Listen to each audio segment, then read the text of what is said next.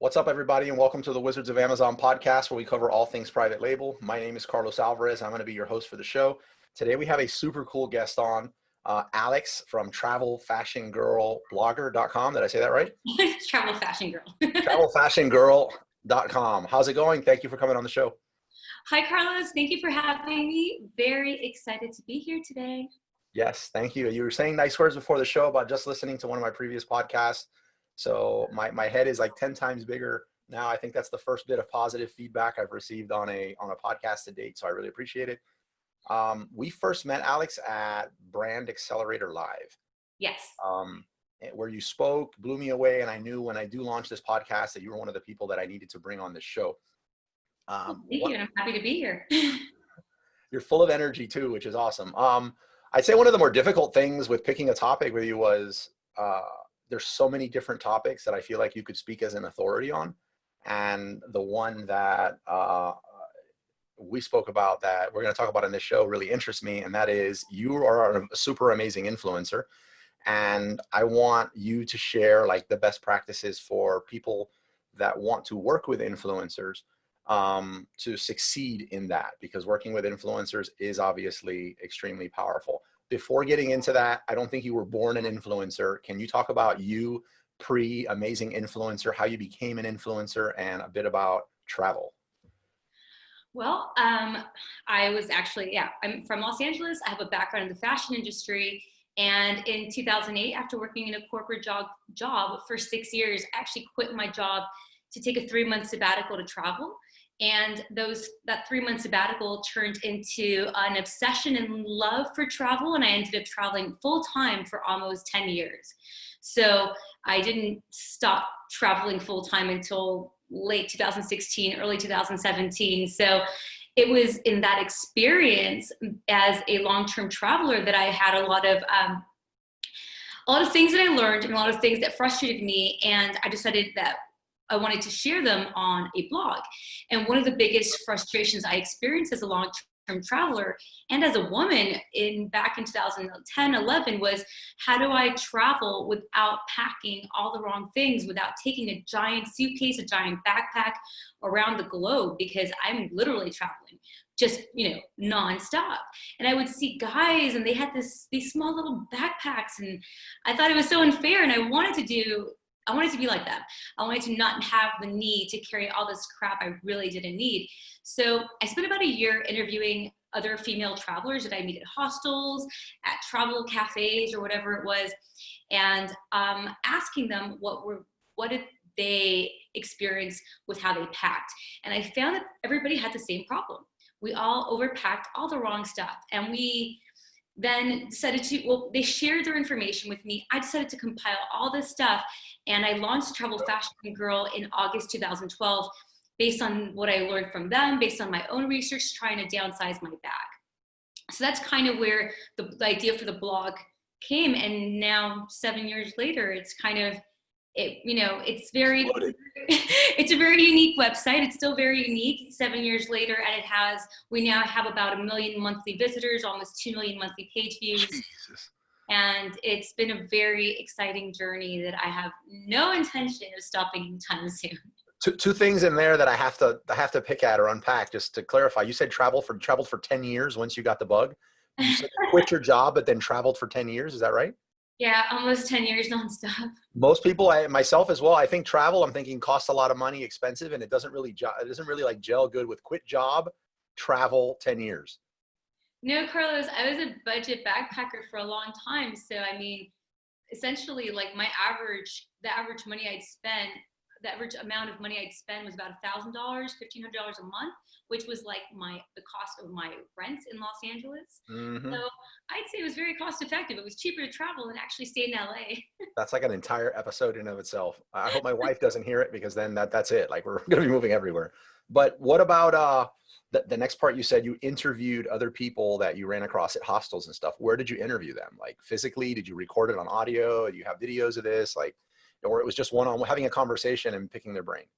It was literally just going up to girls that I'd make friends with at hostels, because when you're a solo backpacker, or when you're staying at hostels, or when you're a traveler, it's really easy to meet other people. That's actually one of the best things about traveling, is meeting other people. And I would just say, hey, I'm actually I'm working on a blog, and 2011, this is still kind of like not Right. common concept. I'm working on a blog, and I really want to just kind of, do you mind sitting down with me about 10, 15 minutes? I want to interview you about what you packed. And they'd be like, okay, you want to interview me? And literally it was me with a notebook, sitting Right. down. I don't even know if I had a laptop at that point. Maybe I did. But just writing down notes about things that worked, things that didn't work. I mean, and it could even just be conversations, after a day's traveling, getting a beer at a bar, at a beach, like, hey, can you guys tell me, like, what are some stuff what are your favorite things? What products did you like? What products don't you like? And it was like, girls were really eager to talk about it. It could be anything about, like, I wish I would have packed an eyeliner, to these hiking boots they were like not what I thought they were going to be, and they ended up being awesome. So yeah, it was good. Okay, that works. What about you put in your dues and you became an influencer, and 1 million visitors per month. You're like on a bunch of podcasts. You're a speaker. I imagine that you get approached a lot by businesses or new startups, established businesses too, wanting to basically leverage or take advantage of the amazing stuff that you've created. At the end of the day, that's what it is. Like, I want to monetize what you have. And that has to be it was for me a challenging conversation to start. It's kind of like marriage on the first date. Like, we don't know each other and we're proposing, but that's basically it. Like, wow, you put all this amazing work in, you traveled the world. How can I monetize your stuff? Yeah. I liked your post, right? Like, how does that work? Like, can you break down, I don't know, 3 to 5 maybe of each, of like bad approaches, things you should not do when you approach an influencer, things you do, or in your own words, just let it be flexible. That's your word, right? Do it. Well, I will always remember in the very beginning getting approached by people. Now I don't even open my emails. I just have a general email, and I don't look at them. So I don't actually work with brands anymore. I never liked working with brands. But I'm an accidental influencer. It's not what I went, and I'm like, oh, I'm going to take a bunch of Instagram pictures and make them look pretty, and I'm going to have like all kinds of people following me. That was really not my intention. I really just wanted to help people avoid my mistakes. I really wanted to help people. And as obviously the audience grew, I think 2013, we already had about 100,000 visitors on the website. People started approaching. And one of the most classic things that someone said to me was, hey, I've got a purse brand. I've got a brand of purses, and I'd like you to choose. Mind you, that the purses range from about $20 to $120. And she said, I want you to choose a purse, but under $50, not the higher range, under $50. And then please, I'd like you to create a review, share it on social, and pay for shipping. I'm like, dude, I don't even need your purse. I didn't ask you for a purse. Your purse has nothing to do with travel. I don't even like your purse, and you're asking me to do all this work and then pay for shipping. That was hands down, even back in 2013. I mean, come on. Oh, epic fail anytime. Like, you just going to anybody and asking them for even a review, and that's insane. You really got approached like that. But using like the dating, analogy, it's like, hey, I just met you. I want to take you out to dinner, and I want you to pay for dinner. And then it's just like, wow, it was crazy. That was one. And it's traditionally one of the frustrating things about it was that taking advantage of an audience, but it also felt like we were being taken advantage of. And even not just with like Amazon brands, I'm talking about huge brands that are paying PR companies lots of money to reach out to influencers. And back then, I'm really speaking more so about previously, when I actually used to read my emails, what people would approach me with. And it was always, I want you to do this for us. I want you to work for free. So what they didn't really understand is the value of an influencer, but they knew that we had these blogs or these websites or these Instagram accounts, YouTube channels, whatever they are. And basically they'll come up to us, email us and say, here's a product. Do this for me, do this for me, do this for me. And, in exchange for a product, in exchange for a $5 product, very rarely in exchange for a $500 product. But even then, there was a lot of work that we put in to actually get this audience that you want. You want you want access to our audience, but we don't really need your product. And you're asking us to work for you for free. And why? What do we get out of it? So it was really a lack of understanding of the value, not just of what the influencer had to offer in terms of their audience and the fact that we could help you sell your products, but it was also the fact that we are a one-person band. Literally, we are the publisher, the writer, the editor, the marketing person, the press person. We do so much. Photographer, you know, we have to learn how to edit videos, edit pictures. How much would that cost you to, you know, to hire a company to do that on your own? And we're offering that to you. And we're very cost effective, actually. A lot of influencers, you know, if you actually approach them with their advertising rates, are a lot more affordable for what they offer. Absolutely. So, sorry, I just went up. How about that? Like, let's say that person obviously broke every rule, every form of etiquette even imaginable in working with a human being, let alone an influencer. How could that have been different? Like, person has a purse, they have a line of purses, say I have a line of purses, and I'm like, for some reason, I think these purses would, you know, someone that's traveling a lot would like them. I don't know, they're reversible, they triple as like 9 other things, but what would be a good approach? Carlos, whatever you said right now is already a better approach than most people, because you actually first you told me that your product, that you knew exactly right now what you said. It's like, it's not that complicated. You said, I have this purse and it's good for travel because you can use it in these different ways. Nobody, bothers to tell us how their product is relevant to what we're doing. So usually it's like, I have a purse, here's the information. Or it's, hi blogger, I love your latest post. We've got this purse we want to, you know, that we want you to feature, you know, whatever. It's so impersonalized. So you also said human. Exactly. It's so weird. Or not weird, but so many people don't treat us like people. It's just so impersonal. First, please take the time to find out what my name is. It's not difficult. It'll, you know, you can go to the about page on the blog, on Instagram, anywhere. Hi, Alex. That's always a great start. Treating someone like a human being, Carlos, you said it right now. Very simple. Greeting someone like that. The other thing would be is spelling it out. Why does my product make sense for you? You don't have to BS someone and say, hey, I read your blog all the time. I love it. It's my favorite thing ever. It's more interesting to know, well, how are you relevant to what I do? Because if your product is relevant to me, that also means it's relevant to my audience. And the thing about influencers and bloggers, the majority, for the most part, they care about their audience. They actually want to give relevant information. And it's in us caring about our audience that we build loyalty. And it's really important to be able to maintain that. So if you're going to pitch to me a purse that has nothing to do with travel, and all of a sudden I'm now sharing it with my audience, you know, people are just going to think I'm just doing it because I've been paid to do it. But now, if I'm sharing something that's specifically for travel, that makes sense. We're building loyalty. It's relevant. You're telling me that it's relevant, so I don't have to delete your email. You know, when you're reaching out to someone and you say, I have a purse, but you don't tell them how it's relevant, you're essentially asking them to connect the dots. You're asking them to create a story. You're asking them to understand your product and how it works with their audience.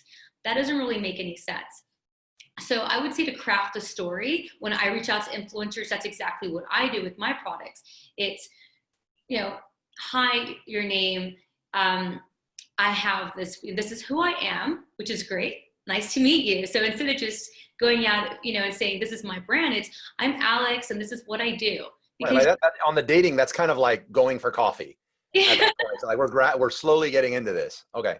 Exactly. So this is what I do. You know, you want to say like, I'm Alex, you know, I am the editor and founder of Travel Fashion Girl. We recently launched our own, or this is what Travel Fashion Girl does. And we recently launched our own products. We saw that you have an article about this. We know that, you know, we see that you write about this, and this is why we feel that this product would be great. Spelling out the USP, the unique selling points, how it's relevant to that influencer's audience, how it's relevant to the stories that they're crafting. And then another really simple thing is this. Our products are available on Amazon. So simple. And that's really important because a lot of influencers use Amazon Associates to monetize their blog. And that means, they might say, oh, perfect. And now I know why this product is relevant to me. Now I know that if I was going to feature it in my content, I can monetize that. So some bloggers will feature you because it makes perfect sense. And they're not going to say, hey, I want you to pay me to feature you, because they know they can then monetize your product through the Amazon Associates program. So that's something that I think one of the very, very simple things that people that leave out. Tell me the price. Here's a link to the product. Don't make me search, go to your website, trying to figure out, well, do you offer a commission program? Do you work with ShareSale, Commission Junction, Amazon Associates? Spell it out, make it very simple. And also even create just a really quick description of your product that I can literally just copy and paste into an article if I wanted to feature it. So basically do things that will, that recognize and respect that you're putting in time to do this. So if I'm supplying this stuff, it's acknowledging, hey, I know if I didn't supply you this blurb or this graphic, that you would have to then go out and create it. So I thought about that, and here it is. And anything that if you feature on your site or in your blog that basically increases your social capital amongst your people is a plus. And anything that makes you look spammy, or that you're like just, casting a net to see if you can get a couple dollars on some person that's not relevant, it decreases your social capital. And okay, that makes total sense. Total sense. What are some other things somebody could do if they wanted to be respectful of your time? What are some cool creative things people have done that they've sent you that you're like, wow, this is going to save me a lot of time. I'm going to do this. I'll think about the creative cool part, because usually people don't do that. But I'll give you another a really simple strategy that was very successful for a brand. I think 5 years ago, a company reached out to me because they had some sandals. They told these sandals were perfect for my audience. They were perfect for me. They were perfect for travel. And they did one very simple thing. They said, what's your address so we can send you a pair for you to check out? And that was very simple. They didn't say, I'll send you a pair in exchange for this. They didn't say, what are your ad rates? They didn't ask me if I was interested. They didn't ask me if I charged them to feature the sandals. They didn't charge me. They didn't ask me for a review. They didn't ask me for anything. They said, these sandals are awesome for your audience. Here's all the reasons why. Can you give me your address? Give me your address and we'll send you a pair so you can check them out. We'd love to know what you think. Wow. I said, okay, yeah, sure. Here's my address. And for 5 years, I featured those sandals in hundreds of blog posts. I've sold hundreds, if not thousands of those sandals, and they never paid me for that. And I didn't say no. I didn't think twice. I sent them my address, and they took a chance on me, but they also took a chance on an influencer that was a perfect match for their product. They just sent me, it was, I think, a $150 pair of sandals. And it ended up being, they worked, and I love them, and I wear them, and I wore them, and I took pictures. It didn't cost them anything other than the research and time to find that perfect match. And now I continue to feature them, and it's a higher price point product, but my audience trusts my judgment, and they've seen how value they have. So I feature them all the time. How simple is that? Hey, send me your address and I'll send you the products. And it's really important that you're not sending it to influencers that don't make sense, because not only are you wasting their time, you're wasting your product, you're wasting your money. I've seen a lot of press companies, you asked me for something creative that people did. I've gotten creative packages sent to me from press agencies for products that were so irrelevant to me and had nothing to do with my audience. So that company, big brands are spending millions of dollars for press companies that are sending to influencers that are not relevant. I used to work in experiential marketing, so I know how expensive it is as well to invest in samples and free products to just give away, to invest in giveaways.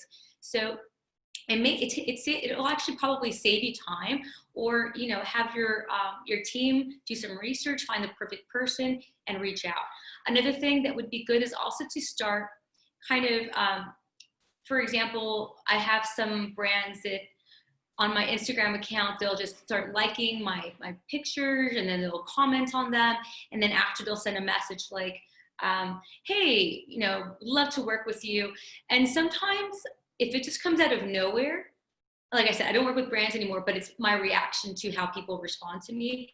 If it comes out of nowhere, I've never heard of this brand, I'm usually just like delete. But if I've seen them messaging me, I recognize them. So I almost want to respond, even though I don't want to work with brands, but I'm more inclined to respond to someone who I've seen kind of interacting with. So I kind of just threw another thing out there for interacting with influencers. Yeah, absolutely. I always think when somebody's interacting or something on Instagram like that, like the first example you gave, oh, this is somebody with a quota at some company that needs to fulfill some quota, and for some reason they think I'm here.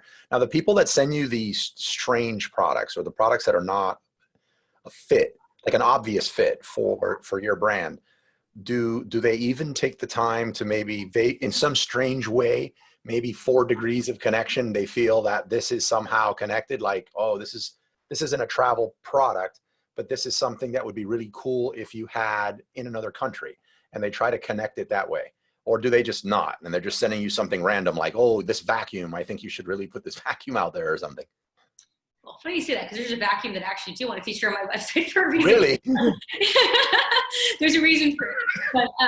But actually, there was one year, and maybe it's, I don't know, because I travel so much. There was one year where I was actually in one place, and I don't know where the companies got my address from. Maybe because I'm signed up to different influencer,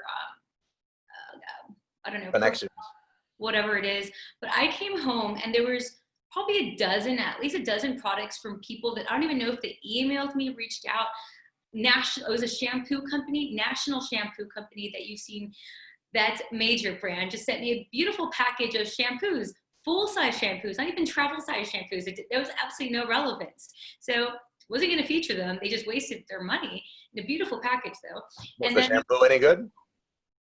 I'm sure I probably gave it to my mom. I don't even know. I was just there visiting for the holidays. I don't even know if I used it. And then a designer brand sent me all this like lips, I think it was lipsticks and nail polish. I didn't have any use for them. I lived out of a suitcase, and they weren't even travel size. So I just gave them to my friends for Christmas.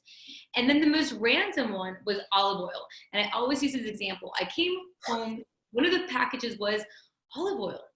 Why would I feature that in my blog? And maybe if they had presented the idea, the story, hey, we saw that you recently traveled to Italy, and this is, part of our tour that we have coming up. We want to bring you a little piece of Italy and what you'd experience on this tour. But it wasn't. It was just promoting this olive oil bottle. I don't even know if these people emailed me. I just came home to a bunch of random stuff. And I felt bad. And, I wasn't going to feature them, but it wasn't my fault. I didn't ask for the products. And as a general guideline, I don't ask for products that I don't actually need or I won't use. I've always just been like that, primarily because I lived out of a suitcase for so long. I had a carry-on suitcase. I didn't have space for a bunch of crap. And I had no interest in, collecting stuff I really didn't need. But that's one thing where it's important for you to, as a brand, to be aware with the influencers that you are reaching out to is what their reason is to accept your product. Because a lot of people will just take products for free because they like to review stuff or they want free stuff. And if you get a review out of it, great. But if they're just going to take something for free because they want free stuff and then not feature you and not give you any social, any marketing or anything, then it's kind of a waste. So just the same way that these big companies wasted their money on me, it's very easy to fall into that trap where you send stuff to people that aren't particularly relevant. Not to say that someone's audience size matters. It doesn't necessarily, working with an influencer, the bigger the traffic or the bigger the audience doesn't necessarily mean it's better, but it's just the relevance more than anything that matters. Yeah, that was actually, you stole my thunder there. That was my next question. And that was, what about people that are just starting off? Like, say somebody is, whether they're passionate about it or whether they just found like there was a good ROI with some tool looking on Amazon, and their product is going to be travel specific. And the product itself is pretty cool. Like, it's just this cool widget that would actually be a fit on your site, the product. But they've just started off. They have no social profiles. They don't have anything going on. Like, they're creating their listing. When is the appropriate time to approach someone as big of an influencer as you are? You got 1 million visitors on the site, they have 0. I'd probably say the first thing is to get your social channels and your website in order, because there is no point in me sending traffic to you and me sending people to you if you can't close a deal. I can only get people to you. I can create brand awareness, or I can get traffic to you. But if someone shows up to your Instagram profile and you have nothing, you haven't even tried to put images, make it look Insta-worthy. If you have a website and it's Insta-worthy, I like it. You know, if it's, you don't have to have a lot of people, but it has to look good. It has to look like you're not a shady, random company, because people don't like to shop on websites or with people that they can't trust. That's why Amazon's so popular. They can always, obviously, they trust Amazon. They know they think they're gonna get a good product at least. So make sure that you have those ducks in order before you actually start spending time with influencers. Then I would look into micro-influencers. That's really a popular thing right now. And it's always how and why. What's your purpose? What do you want to get out of it? Everybody wants ROI, and that's obviously that's the end goal for everybody. But sometimes you have to think, well, maybe is a campaign fitting for brand awareness? I feel Instagram is good for brand awareness. If it's on YouTube, if you're contacting a YouTube, then you're playing a long-term game where if someone's going to create a video, that's something that's going to be long-lasting. Whereas Instagram might be either an immediate sale or just create brand awareness. With YouTube, it's going to be a more long-term sale. If it's a website, again, a blog, the relevance, what do you want them to do for you? Are you looking for them to write a review? Are you looking for a backlink? Are you looking for them to sell to their audience? They might not even need to actually feature you on their blog. Maybe they could just reach out. They can just share about you on their social channels.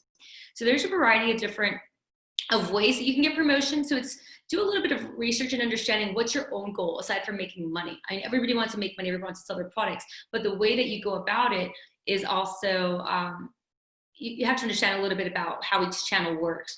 Also, demographic wise, Instagram tends to draw generally, not everything, but generally an audience under 30, under 35. Obviously that's evolving a lot more now, but if you have a product specifically for maybe the over 50 audience, then that's going to be better received on Facebook. Whereas if you have something that's specifically under 25, that's probably better for you to go to Instagram. So keeping these different things in mind also is kind of like deciding, well, am I looking for someone deciding if you want to work with someone specifically for their social channel. I think I just went off on a tangent there. I think you're going. No, it's perfect. I'm letting you go. I mean, you're dropping a lot of knowledge. It's awesome. What about this? So you mentioned that you stopped, and I'm trying to be respectful of your time, but you mentioned that you stopped checking email. I hope I get to that point in my life because I hate email. I'm like pick and poke typer. So what did you stop checking the email for your influencer stuff because it was just too toxic and you were tired of dealing with the BS, or you just stopped because there's not enough hours in the day and you needed somebody else to do that? You get a lot of junk. People just send you, like I said, olive oil. Like I don't have you are just sending emails. It's almost like an email blast to influencers, not even travel influencers. It's just influencers. So a lot of irrelevant stuff is in there, a lot of junk, a lot of people just sending stuff. It's always the very impersonal things. It's very rare that I actually get something that's eye-catching and very relevant to me that I actually would make me want to open up the email and see if it's worth me working with them.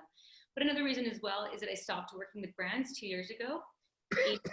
80-20, I just decided for my business it didn't make sense to work with brands, and I never really liked that. I actually prefer now to buy my own products, and then if I feel like promoting them on the blog, I can, and I can just say I bought this and I love it versus someone gave this to me, because then or I was paid to share this with you, because I feel for me it's more authentic. So just from that aspect, so it's a bit why I don't check the brand emails. I check my personal email, my direct inbox, but not the ones not where I have the general one where I send brands. Right. So without actually having met you, and I'm imagining if I had a travel product, that's where I would probably reach out, is to your brand's email if I could find that. But I wouldn't have your personal email. So what for you would be the best channel to be approached on, or do you have one? Do you notice, wow, when people reach out to me on blank, this seems to end well for them? If their presentation is correct, obviously, and adds value to your community. Is there one or no? I think Instagram is actually really easy. I think I do see people's messages there a lot more. They, versus email, it's just a bunch of junk, a bunch of there's so much stuff in it's very overwhelming in actual email. But in Instagram, like I said, if you kind of start poking around, follow the profile, like some stuff, comment, and it's not like, love your style, let me say, contact us so we can work together. Love your style, contact us for some sunglasses. Literally just say, oh, I was there, I was there too. I love this, what about this? Start a conversation or just leave comments that are actually thoughtful. Coffee, the dating stage. Exactly. Just so you're creating brand awareness for your own brand to that influencer, and then sending a message that doesn't say, hey, want to work with you, want to send you this. Again, the same thing as with an email. Hey, this is my USP. This is same thing. Just people almost tend to be a little bit more casual on Instagram. Like, hey, we want to work with you, really quick and to the point. And I guess if it's very relevant, you can have a shorter message, but make it, again, have the basics. Hey, Alex, we've got these travel products that are perfect for your brand because of this. That takes one sentence.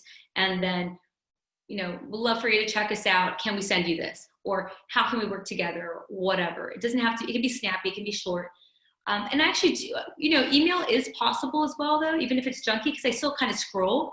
So subject line is really important. So it's women's convertible travel dress. Very specific. It's telling me what it is. I'm like, oh, women's convertible, because they've not just said women's dress, they've said women's travel dress. And then on top of that, why it's relevant, like you said about the convertible bags, or, travel purse can be used 9 ways. Oh, okay, now that's going to catch my attention as I'm scrolling through. Even when I'm writing pitches for like with Haro or for influencers, I make it very specific. Blogger approved travel products, packing cubes for carry-on travelers, for business travelers. I'm very specific, so I can stand out versus just, I don't even know what people say. Just go through my email right now. I'm reading you the bad emails. Yeah, no, I noticed on your website, like you just mentioned, that when somebody gets to a product and you get sucked in pretty fast, the website's awesome. And I'm one of those backpack guys too. Like, I'll go to China for God knows how long, one backpack, and everyone makes fun of me. I mean, it's a hiking backpack. It's not a small backpack, but I could be a year and I don't need the whole backpack. But, so I really got sucked into your site because I've watched God knows how many YouTube videos on cubes and all kind of like weird packing stuff. And when I clicked on one of the products, I think it was, can I mention the product? Is that cool? Go for it. It was the carry-on packing cubes, Compass Rose. And I clicked on it, and sure enough, I landed on Amazon. Does that mean that this particular product is your private label product brand that you created? Or does this mean that this is one of those products of a brand that exists and you liked it, so you bought it and you're featuring it? Nope, that's mine. Compass Rose Travel Accessories. That's the brand that I've created based on the products actually that were most successful, that were my favorite products traveling, but because they were my favorite products while I was traveling and I spoke about them so much on my website, that they were consequently the products that I sold the most. And I used to link to another brand, the brand that I used to travel with. And so I would link as an Amazon associate. If someone purchased that brand's packing cubes on my website, I'd get like a small commission, I don't know, maybe like 6% based from Amazon associate. And I actually approached that brand about working together where I could just come in as a guest designer and we can create like a special thing together. And they kind of just, so then I'm like, okay, well then I'll make my own packing cubes, and literally removed every single link out of 2,000 pages pointing to their packing cubes. And now I just point to my own. So. I'm going to drop like a little hint of something else that I'd like you to be on the podcast for, but I just know it would take probably an hour in and of itself. But I'm looking at this listing that I'm looking at. I mean, this is a 5-star listing, and the pictures are what really gets me, because I'm more of a like inch wide, mile deep approach towards the products that I want to launch. So things that I'm passionate about or would like to be passionate about. I don't want anything to do with mile wide, inch deep approach of just, shower curtains, adult novelty, cigar accessories. Like, I'm not into that. But you can tell by these pictures that the person, even if you didn't take them, but maybe you did, what needed to be like emphasized in each one of those photos, you wouldn't know that unless you dealt with this and like you were in the trenches dealing with this, and it translates on the listing really good. Yeah, I have a 5-star listing. I was like panicking, like, oh my God, our listings are horrible. No, I love it. I mean, I'm not like fully auditing. I'm just glancing at it right here, but definitely upper third of this is amazing. Yeah. Awesome. Thank you. Yay. Yeah, absolutely amazing. The other thing I was going to hint at, and then I guess we'll just wrap this up, is that the being an influencer or you know, investing in personal branding, it's like kind of one and the same, right? You invest in personal branding. If you succeed, you reach some kind of influencer status. Is that fair? I'm not really sure. Okay, but we'll deal with that later. But you've put in the work to do this, so I'm assuming that on Amazon there must be a lot of advantages that you have that other sellers that maybe just, you know, went to AliExpress and found something similar and posted it are having to deal with that you don't. You want to touch, like, just not go deep in it, just maybe one or two things that you feel like you have an advantage because of the blog, because of what you created, because of being an influencer that others don't. So I have like zero advantage on Amazon from a product standpoint because I've gone into the most competitive niches. I've got 3 products that I went in with. 2 of those 3 are so competitive. I'm like in the search results, 3rd page, 4th page down. So I've got zero advantage from a product standpoint because they're not traditional FBA products. However, with that being said, I could go into a competitive niche because I don't need Amazon's traffic. I've got my own. So I actually use my own.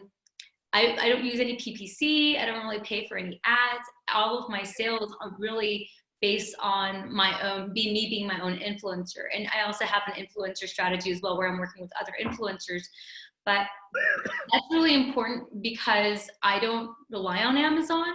It's frustrating, obviously, someone that's on Amazon because I'd love to be able to take advantage more of that Amazon's traffic. But I'm a premium product. I'm more expensive than the other ones, and I still sell really well.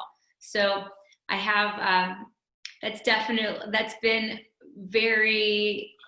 It's been a big relief because I was told by a lot of Amazon FBA sellers and my products wouldn't work because they were so competitive. So it's nice to know that I was able to. Oh, absolutely. Like looking at this, if somebody just said, you know, I want to start selling on Amazon and I'm thinking about getting into packing cubes, I'd be like, no, that's right there with silicone baking mats and the garlic press. And like, let's stay away from that. But I love that you said that. So another episode though, but you said it doesn't matter how competitive it is. Don't need to do PPC and not have to rely on Amazon's traffic. Like, wow. Alex, how can people get a hold of you? Obviously not that email, but like if somebody can get a hold of you for, I don't know, influencer advice, travel, hopefully it's about travel. If somebody like realizes, you know, I want to travel a lot and I'm tired of carrying all this stuff. Like, what's the best way to reach you? Well, you can learn all the best packing strategies on travelfashiongirl.com. You can find us on any social channel, say Travel Fashion Girl. And if you're interested in checking out my products and using them for your future travels, please head over to compassroseTravelAccessories.com. Alex, thank you so much. And I hope I can impose on your time in the future for another episode. You've been amazing. I hope you impose on my time in the future for another episode, Carlos. Thank you so much. I really appreciate being here. Definitely. You really rock. Bye-bye. Liked what you heard and want to stay connected? Join our Facebook group or find me anywhere on social media at Wizards of Amazon or text the word Amazon to 69922.